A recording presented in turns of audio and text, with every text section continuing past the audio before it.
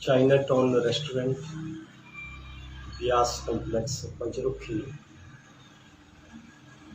से आप active media press club के पत्रकारों का स्वागत।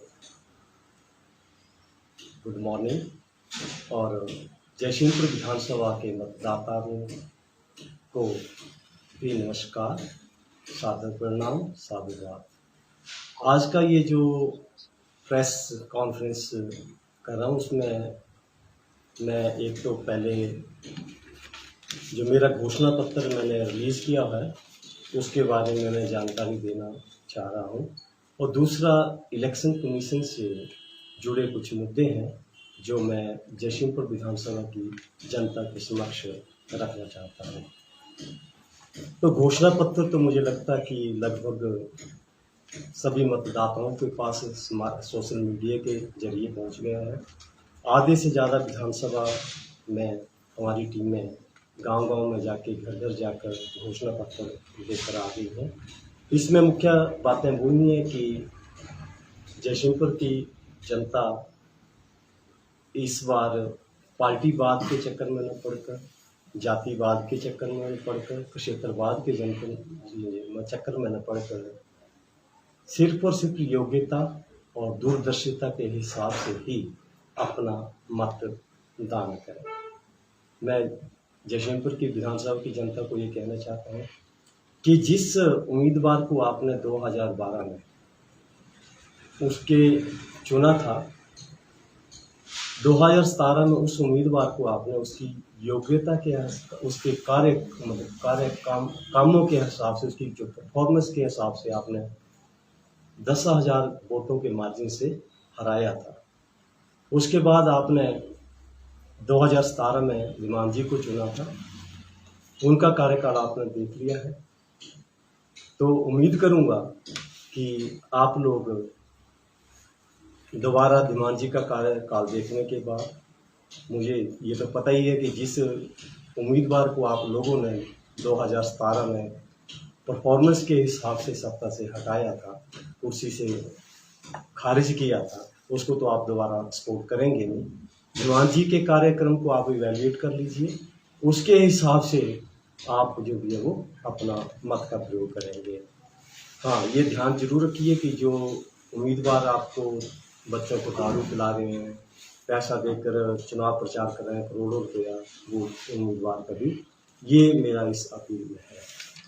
दूसरा, 21 तारीख को जब मैंने नॉमिनेशन फाइल किया था तो मैंने ये पाया था कि भारतीय जनता पार्टी के उम्मीदवार ने जो भी है वो पार्टी सिंबल्स के साथ, जिसको कहते हैं इलेक्शन प्रोपेगेंडा सामग्री, उसके साथ जो अपने नॉमिनेशन फाइल किया था। उनके जो 7 आदमी थे, व्यक्ति साथ में जो अंदर गए थे रिटर्निंग ऑफिसर के पास, उसकी मैंने कंप्लेन की थी। उसकी इंक्वायरी चल रही है पर अभी तक कोई डिसीजन उसमें आया नहीं है। उसके बाद 31 अक्टूबर को हरोट में भारतीय जनता पार्टी के उम्मीदवार ने दोबारा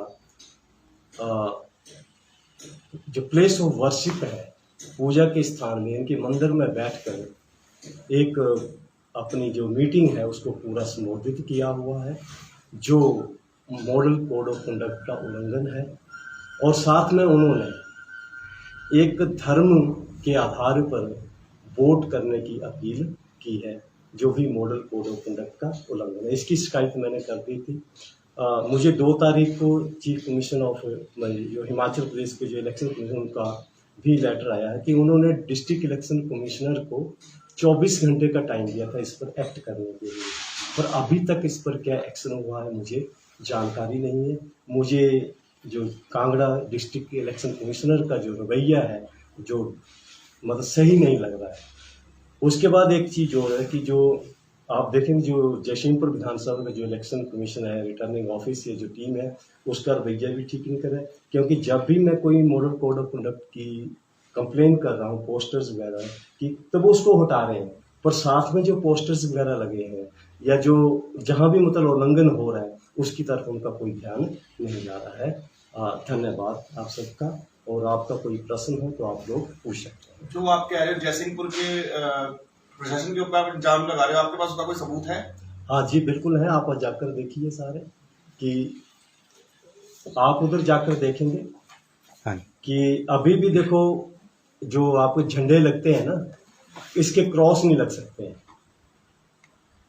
ना, जगह जगह पे जो झंडे लगे हैं वृक्षों पर जो भी है वो झंडे नहीं लग सकते हैं। सर, जो आपने कंप्लेंट की थी और आपने कहा कि उसका कोई रिप्लाई नहीं आया है, हाँ, उसका कोई प्रूफ है आपके हाँ पास? जी जी, वो तो मैं दे रहा हूँ। देखिए,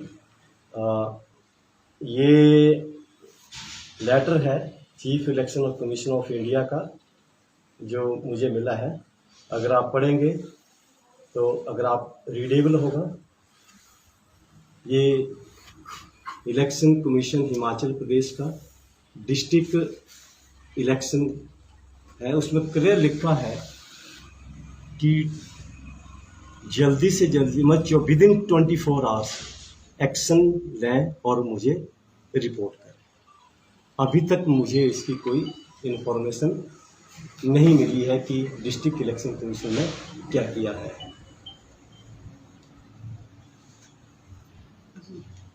तो सर, अगर अभी तक आपको इलेक्शन कमीशन रिप्लाई नहीं देता तो आपका आने वाला कदम क्या होगा? देखो, उसके बाद हमारा कोर्ट है। देखो, धर्म के आधार पर अपील करना, धार्मिक प्लेस को प्रयोग करना, इलेक्शन प्रोपोगंडा सामग्री के साथ रिटर्निंग ऑफिस में जाना, किसी भी गवर्नमेंट में जाना, ये gross violation of model code of conduct है। और मैंने पूरी सुप्रीम कोर्ट की जो कंप्लेंट करने से जजमेंट्स पढ़ ली थी, उसके अनुसार इनका जो उम्मीदवारी है वो रद्द होनी चाहिए। अगर नहीं होती है तो हमारा जो कोर्ट है वहाँ पे हम इसका जरूर करेंगे। धन्यवाद। अपना